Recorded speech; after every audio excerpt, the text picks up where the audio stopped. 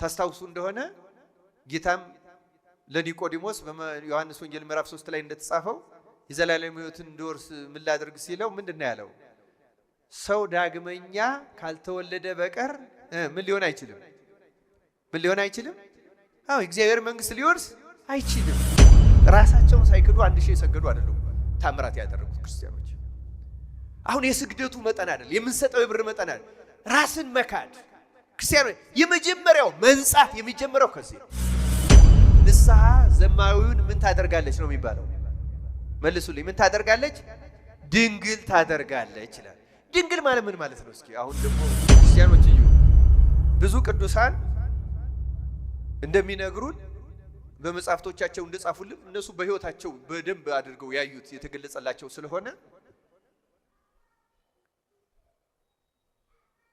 የእግዚአብሔርን ቃል በሰማን ቁጥር ቤተክርስቲያን ባሳሰበችን ቁጥር ነፍሳችን ወደ እግዚአብሔር መመለስ ትፈልጋለች። መታረቅ የማትፈልግ ነፍስ የለችም። እና እነሱ እንደሚሉት አይምሮአችን ቶሎ ይቀበላል።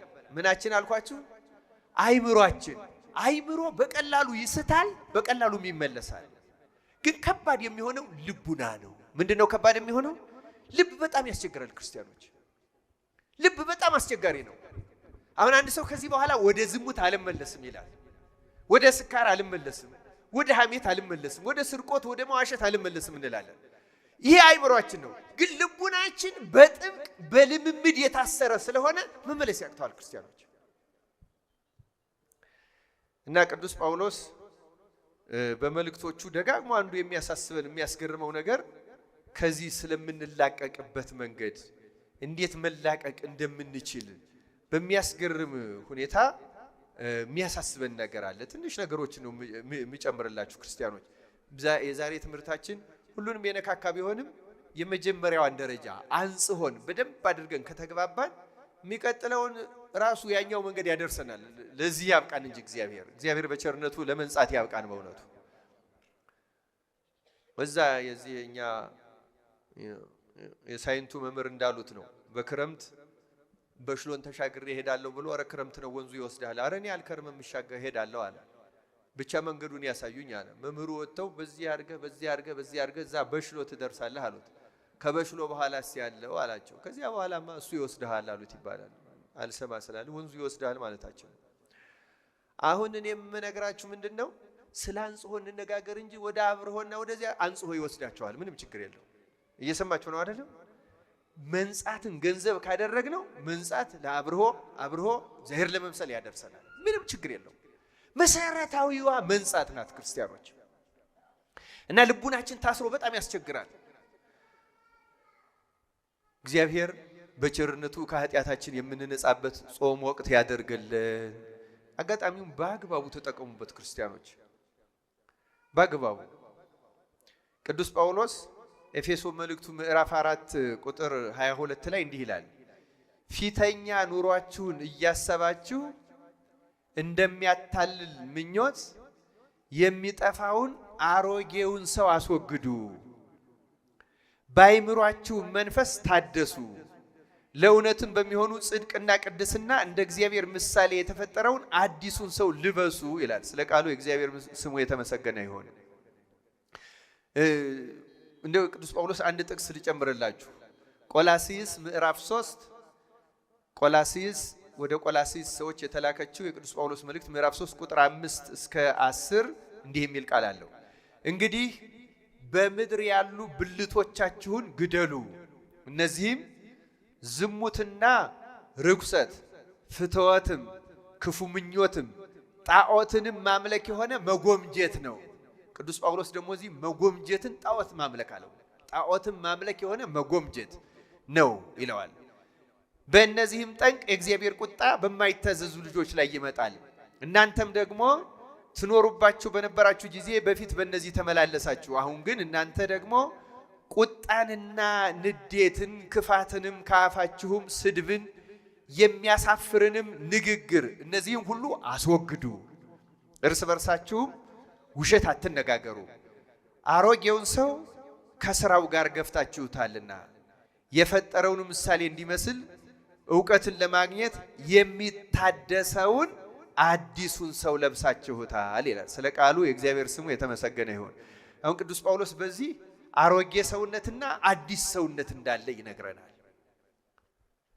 ታስታውሱ እንደሆነ ጌታም ለኒቆዲሞስ በዮሐንስ ወንጌል ምዕራፍ 3 ላይ እንደተጻፈው የዘላለም ሕይወትን እንዲወርስ ምን ላድርግ ሲለው ምንድነው ያለው? ሰው ዳግመኛ ካልተወለደ በቀር ምን ሊሆን አይችልም? ምን ሊሆን አይችልም? አዎ እግዚአብሔር መንግስት ሊወርስ አይችልም። ሰው እንዴት ዳግመኛ ይወለዳል አለ። በነገራችን ላይ ይሄ ቀላል የሚመስል ግን ከንስሐ ጋር ከልጅነት ጋር ብቻ አይደለም፣ ልጅነትም ከዚህ ጋር የተገናኘ ነው። ግን መሰረታዊ ምስጢሩ ምንድነው ካላችሁ አንድ ሰው በክርስትና ህይወቱ እውነተኛ ወደ ክርስቲያናዊ ህይወት ከተሸጋገረ እንደገና ይወለዳል። አዲስ ሰው ነው የሚሆነው ክርስቲያኖች። ለዚህ ነው ቅዱስ ጳውሎስ አዲስ ሰው አሮጌውን ሰው አስወግዱትና አዲሱን ሰው ልበሱት ይላል። ክርስትና ስም የሚሰጥበት ምክንያት ለምን ይመስላችኋል? በመጽሐፍ ቅዱስ ስም መቀየር አለ። ለምሳሌ አንድ ሰው ገዳም ሲገባ ከመነኮሰ ስም ይለወጥለታል። ለምንድነው ስም የሚለወጥለት? የትናንትናው አበበ፣ ከበደ፣ አለሚቱ ወይም ፍቅርተ ወይም ሰብለ አይደለሽም። ሌላ አዲስ ሰው ሆነሃል፣ አዲስ ሰው ሆነሻል ማለት ነው። አሁን በግብፅ አንድ ሰው ከመነኮሰ በኋላ የቀድሞ ስሙን አይናገርም፣ ክልክል ነው። ከተናገረ ቀኖና ይሰጠዋል፣ ኃጢአት ነው። ለምን? አዲስ ሰው ሆኖ መወለዱን ክዷል። ክዶ ወደ ቀደመ ሰውነቱ ተመልሷል። ወደ ቀደመ ማንነቱ ቤተሰቤ እዚህ ነው፣ አገሬ እዚህ ነው፣ እኔ እንዲህ ነኝ ካለ ወደ አሮጌው ሰውነት ተመልሷል ማለት ነው። አሁን እኛም የክርስትና ስም በስም በተጸውዖ ከሚሰጣችሁ ስም በምትታወቁበት ማንነት ከአሮጌው ሰውነት ተላቃችሁ አዲስ ሰው ሆናችኋል።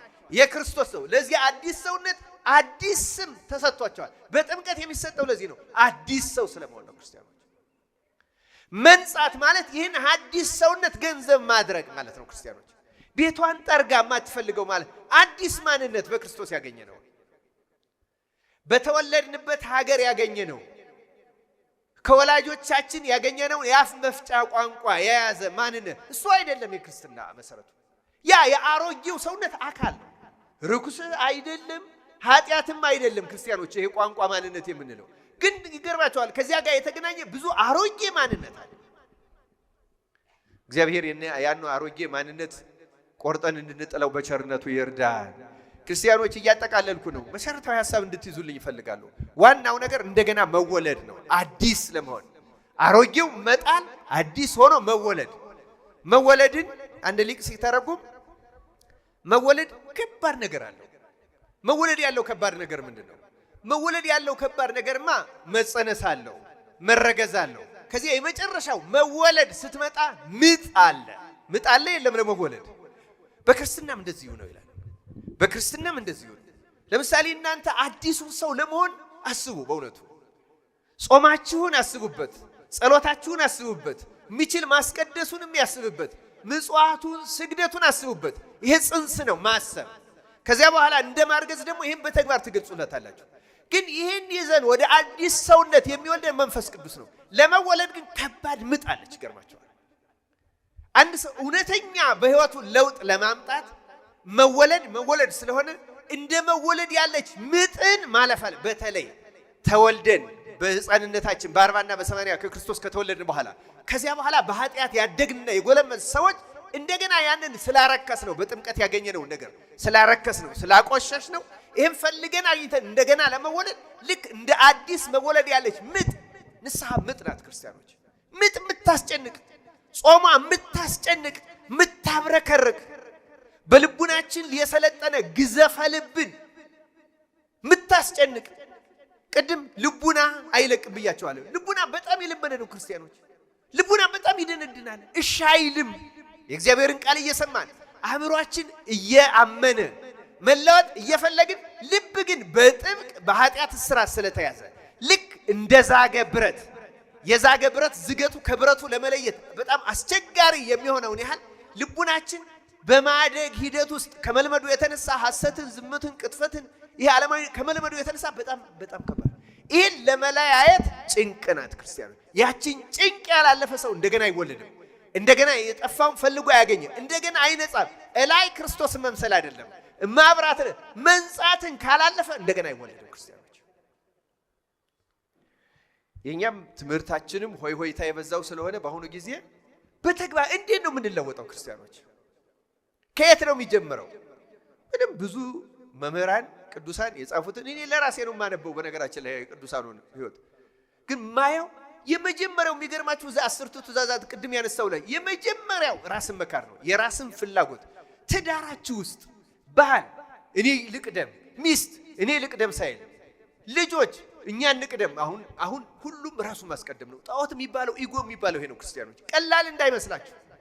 ቤተሰብን እየበተነ ያለው ምንድነው? ኢጎ እኮ ነው። ይሄ ጣዖት እኮ ነው ቤተሰብን እያፈረሰ ያለው። በተክሊል የተጋቡትን የሚለያየው የኔ ቤተሰቦች የሱ ቤተሰቦች ይረዳሉ፣ የኔ አይረዱም፣ የሱ አይረዳሉ፣ የኔ እኔ ጣዖት ኢጎ። ይሄ ራስን መካድ የመጀመሪያው ጌታም ያለው ይሄ ነው። ሊከተለኝ የሚሆን የራሱን ፍላጎት ይክታት፣ ራሱን ማስቀደም ያቁም። ከትንሹ ጀምሮ ክርስቲያኑ ከዚህ ሳይጀምር እንዲሁ ዝም ብለን 1000 በመስገድ የሚመጣ ለውጥ የለም። 1000 ሰግደው ክንፍ ያወጡ ሊኖሩ ይችላሉ። እነዚያ ግን መጀመሪያ ራሳቸውን የካዱ ናቸው። ራሳቸውን ሳይክዱ 1000 የሰገዱ አይደሉም ታምራት ያደረጉት ክርስቲያኖች።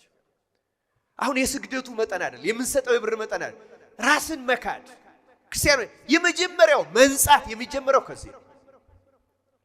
ፍላጎትን መተው፣ ሰውነትን መቆጣጠር፣ ከምንበላው ምግብ፣ ከምንለብሰው ልብስ፣ ቤት ውስጥ ከምናደርገው ለማንም ከምናደርገው ጭምር ቅድሚያ ለሌሎች የመስጠት ነገር አለ ነው። ይሄ ነው ክርስትና ክርስቲያኖች እንጂ ቤተክርስቲያን ስንመጣ ጥሩ ለነጠላ ብንለብስ ለቁርባን 12 ልብስ አዘጋጅተን ቁምሳጥን ብናስቀምጥና በዚያ ብንቆርብ ያ ጻድቅ አያደርግም። ጻድቅ የሚያደርገው ክርስቶስ የሚያለብሳት ልብስ አለች። ለምን ይሄን ልብስ ሳትለብስ ተገኘህ ብሎ ያስወጣዋል። ያቺ ልብስ ምን እንደሆነች ታውቃላችሁ? ትህትና ናት። ክርስቶስ የሚያለብሳት ልብስ ሰርጉ ቤት ልብሱን ሳትለብስ ለምን ተገኘህ ተብሎ የወጣባት ልብስ ያቺ ትህትና ናት። ክርስቲያኖች አሁንም ቤተ መቅደሱም ቅዳሴ ላይ አስተውለን የምንሰማው ከሆነ በጣም የሚያስጠነቅቁን ትሑታን እንድንሆን ነው።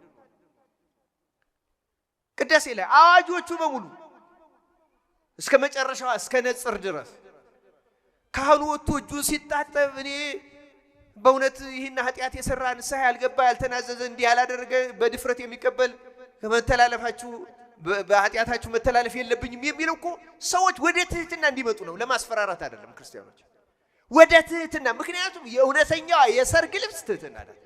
ሰርጉ የክርስቶስ ነው፣ ድግሱ ስጋው ደሙ ነው። ወደዚያች የምታቀርበው ብቸኛዋ ልብስ ማንም ቢሆን ትህትና ብቻ ናት።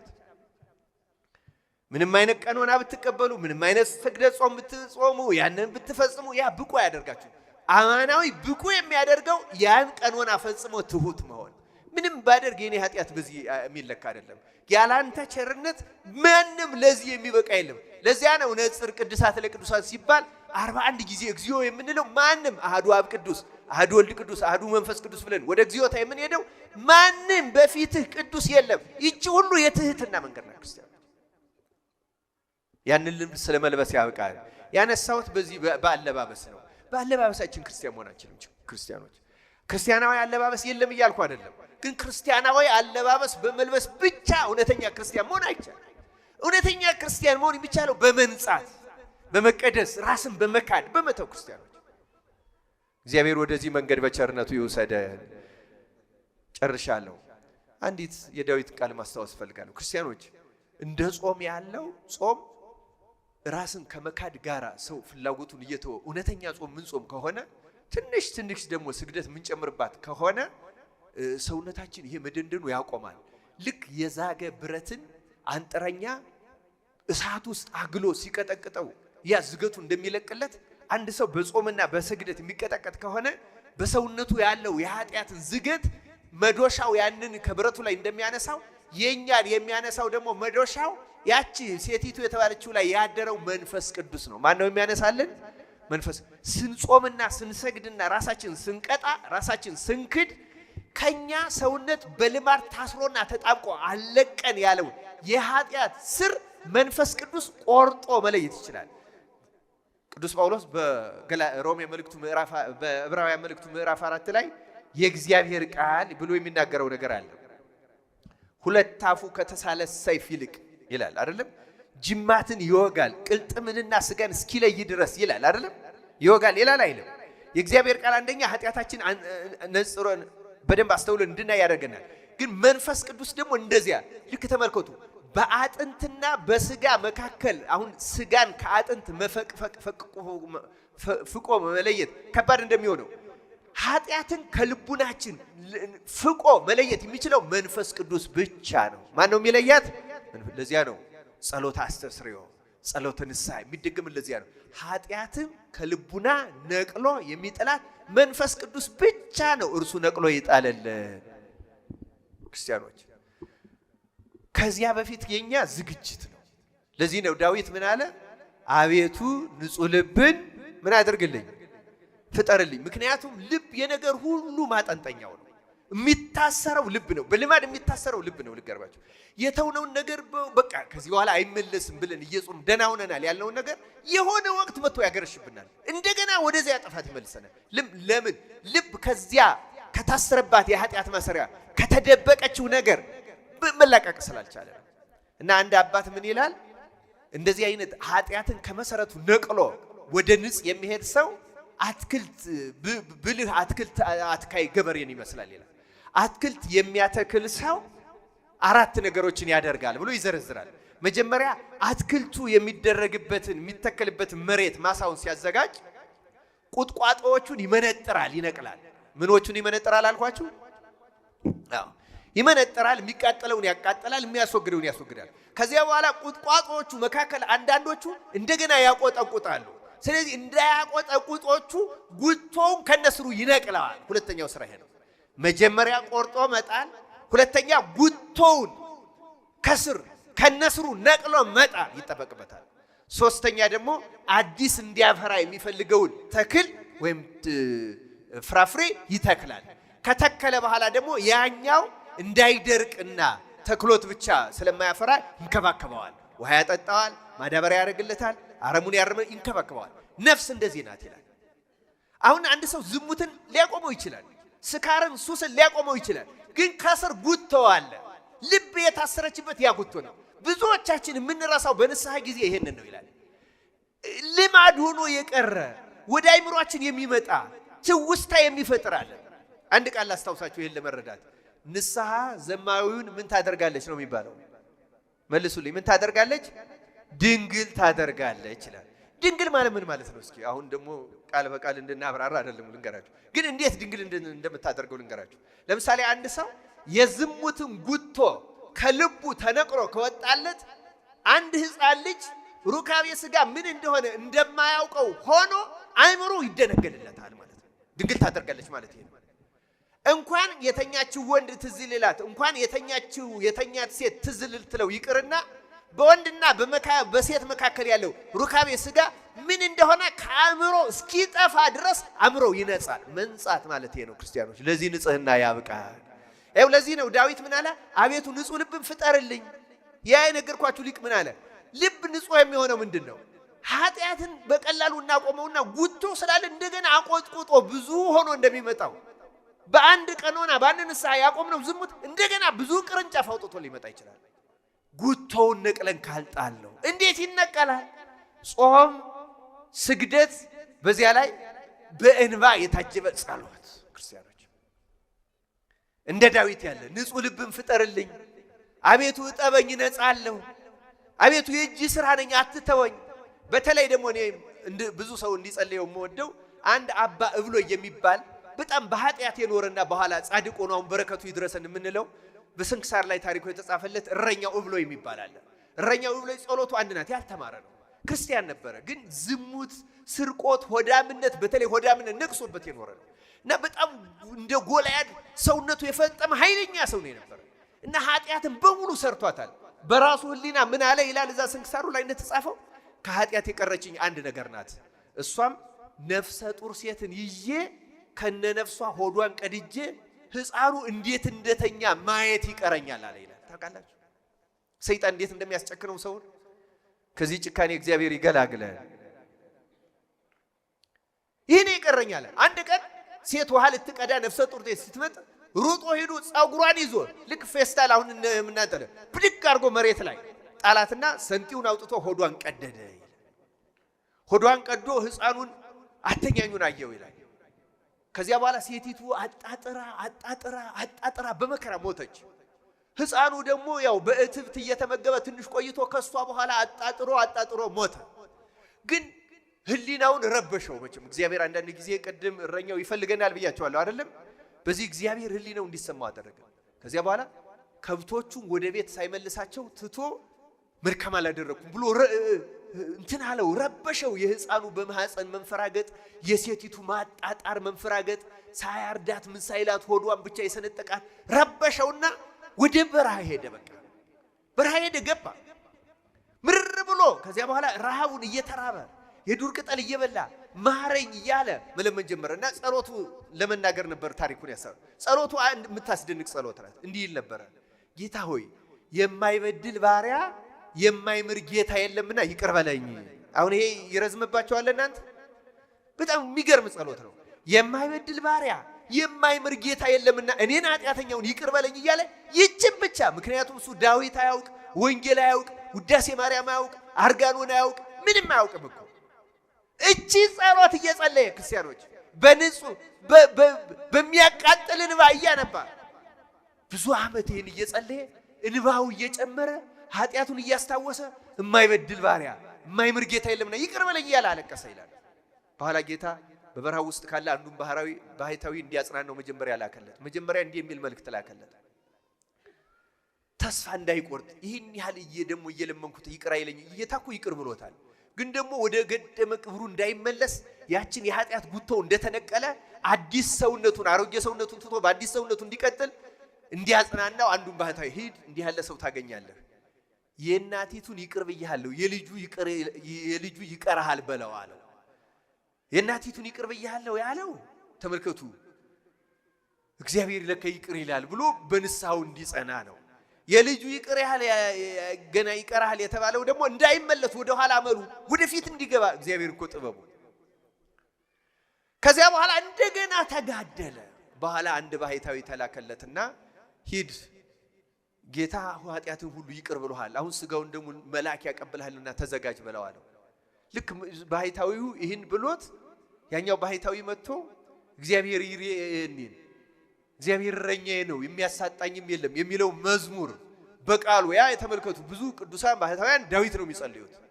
ዳዊት መቼም ከአፋቸው የቤተ ክርስቲያን ሰው የሆነ ዳዊት ከአፉ አይለይም። በእውነቱ ዳዊት በቀን ውስጥ የማይደግም ሰው የተጎዳ ነው። እንዲሁ አንድም ንጉሥ ይሁን እንዲሁ 3-4 ይሁን ሲሆን በቃሉ የሚያውደፈድፋት እንደ አቡነ ዘበሰማያት 1-4-5 መዝሙር ለሰው ሁሉ ያስፈልጋል። በቃላችሁ የምትይዙት ለታደለሰ እንዲሁ ምንም ብናጣ መጽሐፍ ብናጣ ያችን ማለት አስፈላጊ ነው። ክርስቲያኖች ዳዊት ልበ አምላክ እንደ ልቡ የእሱ ጸሎት ፍጹም ጸሎት እና ይህን ጸልዮ ሲጨርስ ዳዊቱን ሲጨርስ በግራው ዘወር ሲል ይሄ አባ እብሎይ መልአኩ ስጋው ደሙ ከሰማይ አውርዶ ሊያቀብለው ቆሞ አየው። ደንግጦ መሬት ላይ ፍግም አለ ይላል።